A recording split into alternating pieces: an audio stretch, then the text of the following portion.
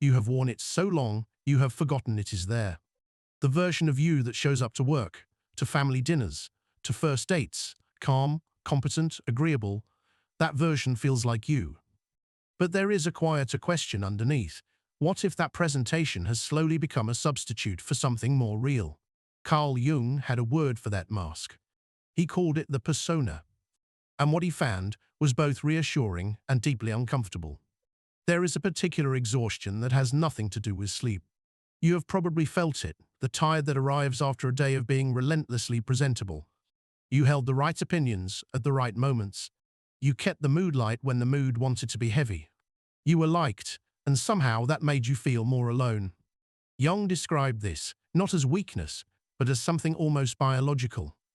The persona, he wrote in his 1921 work, Psychological Types, is the system of adaptation we build to meet the world's demands. It is not dishonest. It is, in a sense, necessary. A surgeon needs a persona. A parent needs one. Without some stable face we offer the world, we would dissolve into every interaction.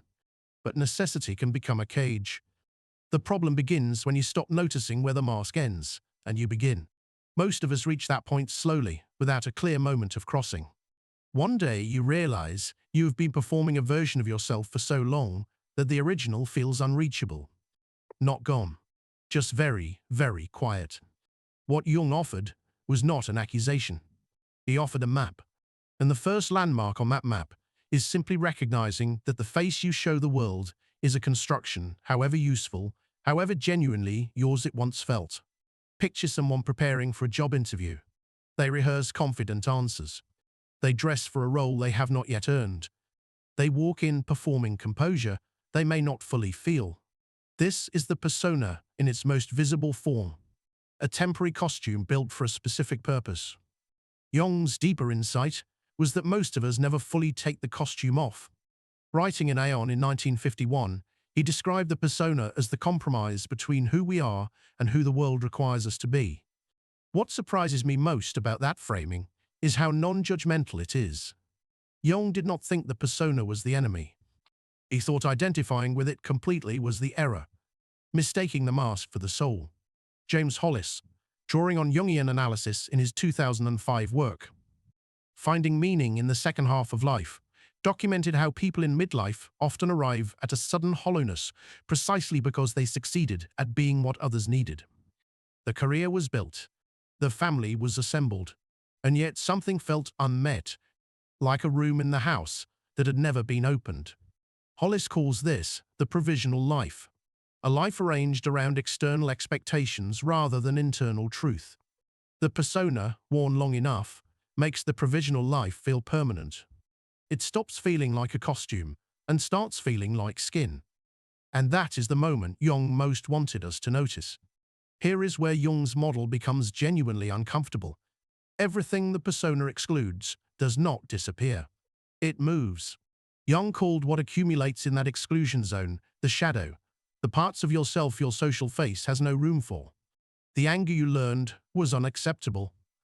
The ambition you were taught was unseemly. The grief you kept functional through.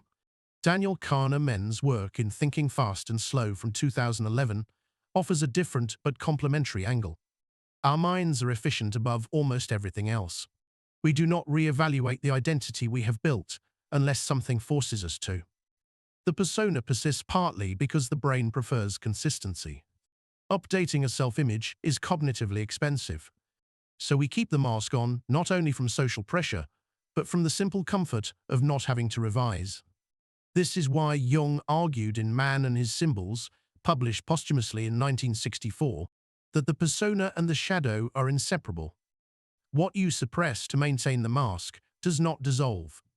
It finds other channels: irritability, projection, sudden inexplicable sadness, an overreaction that confuses even you. You lash out at someone for a quality you deny in yourself. You feel contempt for people who display the needs you have buried.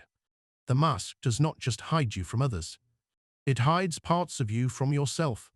And the longer it stays in place, the louder those hidden parts eventually become. Taking the mask off is not a single dramatic act.